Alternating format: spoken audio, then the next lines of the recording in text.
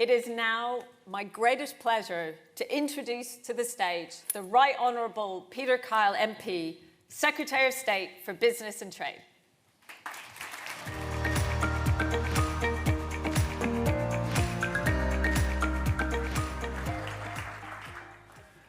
Thank you so very much, Rain. There's a lot of challenge in your speech, as there should be. A lot of challenge always from CBI in good times and in challenging times. But I want to say to you directly that the challenges that you put to me are challenges that I accept and I will strive to deliver. Now, this is my first real opportunity to set out as a business secretary to a business audience what my priorities actually are and what I want to actually do. This is the opportunity that I've been looking forward to ever since I was given this job. Firstly, I want to reiterate that the #1 mission of this government is and remains economic growth. Secondly, I want to acknowledge to a room full of people who deliver that growth that this government gets where it comes from. Economic growth is a whole government enterprise.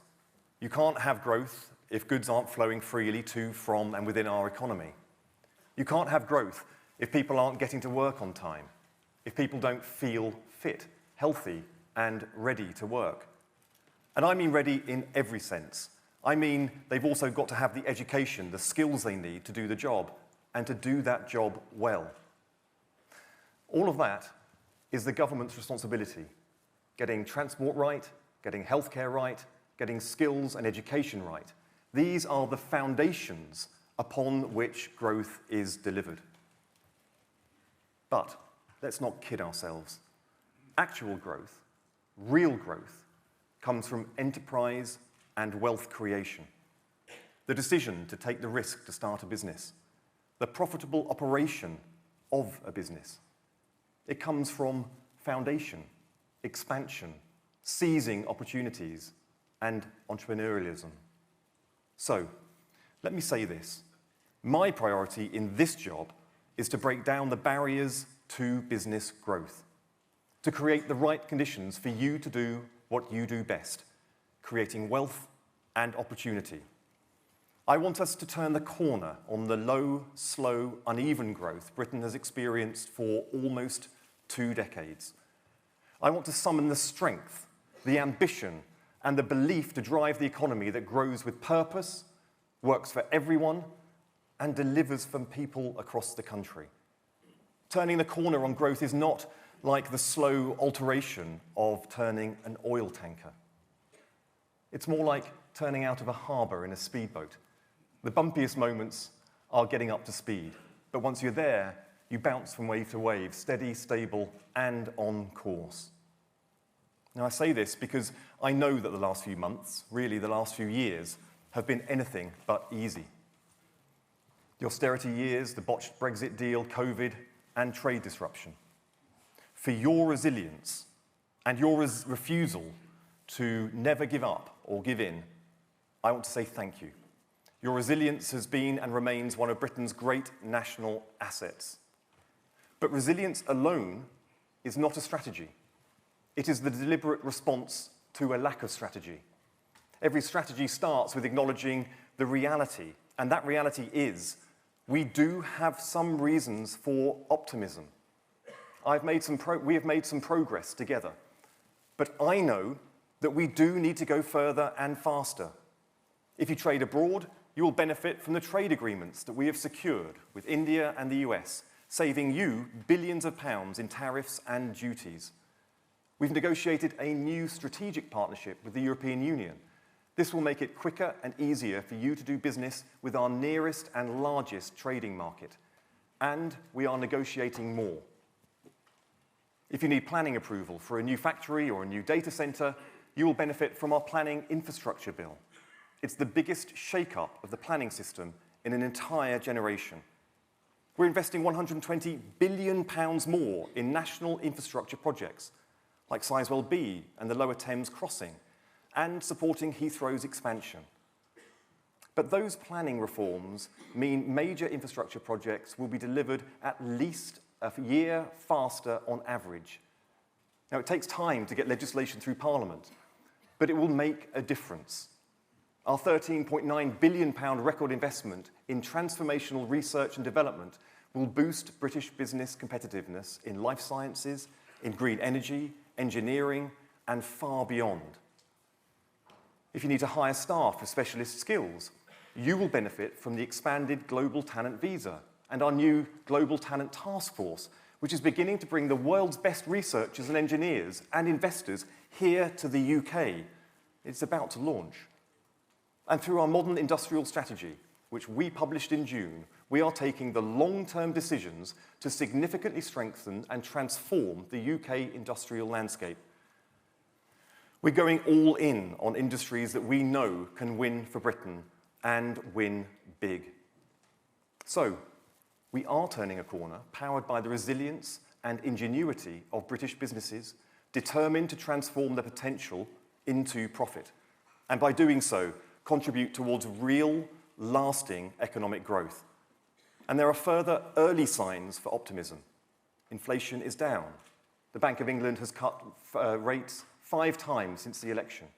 Real wages are growing.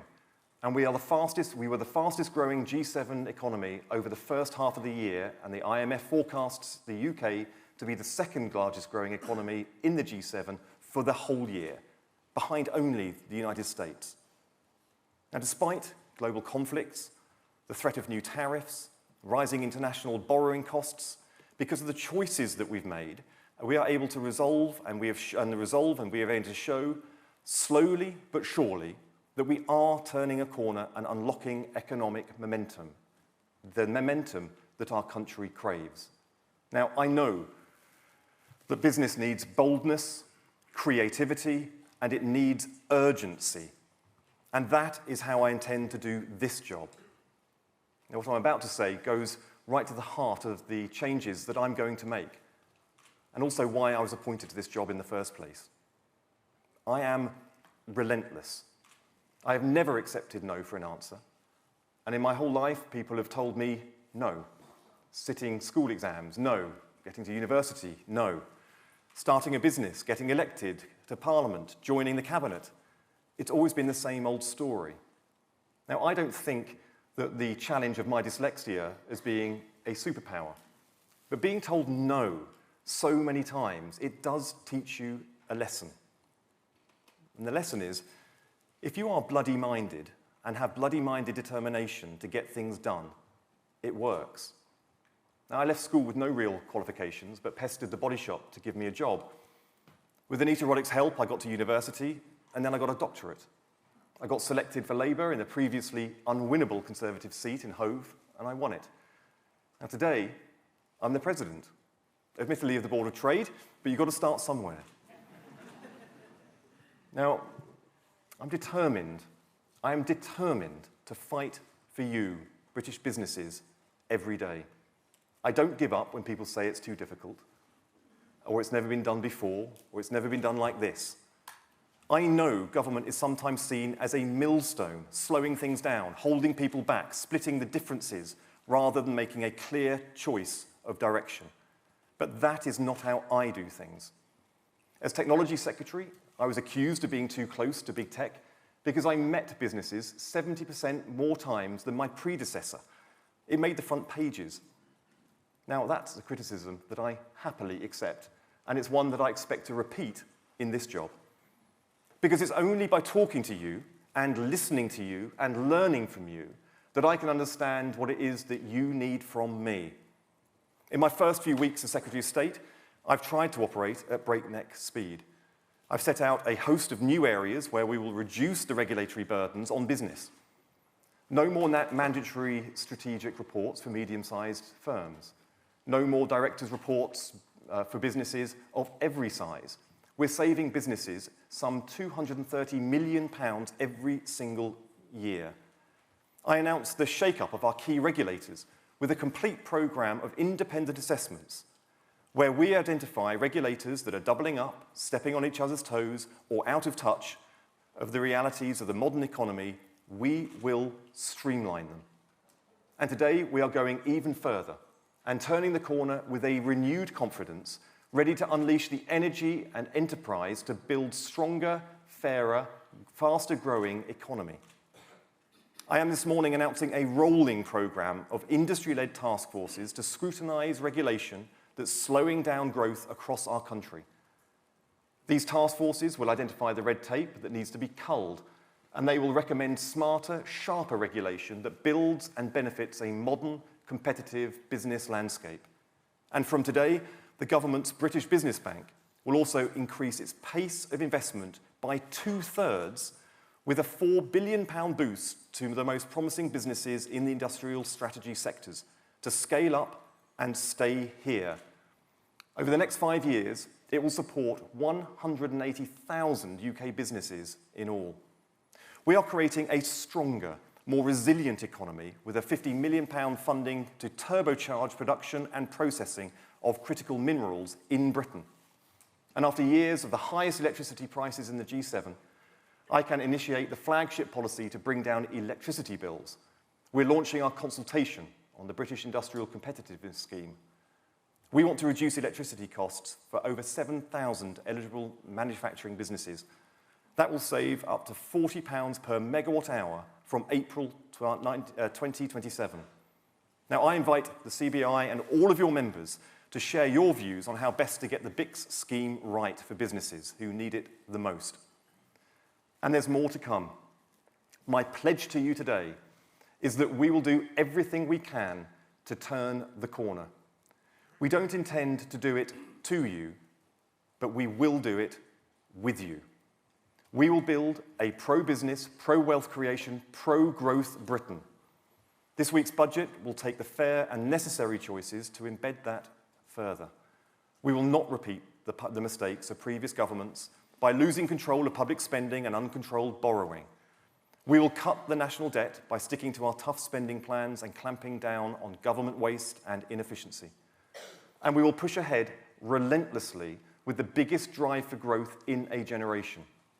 Economic growth is built on the bedrock of stability. In the budget, the Chancellor will take the tough decisions necessary to keep inflation down, protect families and businesses from rising costs, to safeguard the public services and keep debt under control for the long term. For too often, too many commentators have been too keen to talk our country down. Last Thursday, for example, one national newspaper ran an article that was entitled, "Why Everyone Who Can Leave Britain Should Do So Before It's Too Late." Now, sometimes I feel in these tough times, these modern-day Jeremiahs take a perverse pleasure in predicting economic doom and gloom.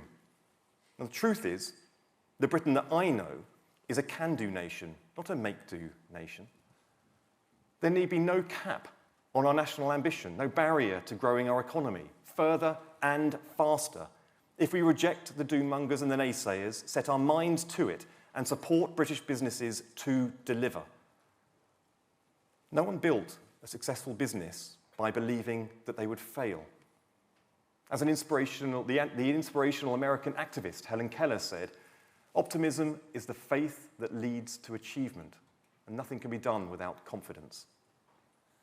My own dad worked his way out of poverty by first serving in the Navy, and after that he left the Navy and went into business, working his way up from door-to-door salesman to growing and then eventually owning the business. And I saw what it took to do that. The personal sacrifice, the time he sacrificed with his family and his friends, the single-minded determination to make the next sale, to make the next step, to guarantee that you could pay the next month's wage bill.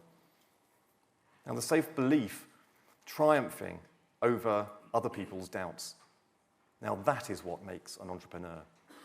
Now, I lost my dad last year, shortly before the election. There are times that I miss him most of all, and standing here before the CBI as Britain's business secretary is one of those moments. Now, my dad, like every entrepreneur in this room, had confidence in what could be done and what he could do to make it happen. And there are some real reasons to have confidence in Britain too. We are a country with huge strengths, unmatched scientific capabilities, a globally influential financial sector, creative brilliance in every region, and manufacturing expertise admired around the world. As we turn the corner, there is every reason for national economic optimism.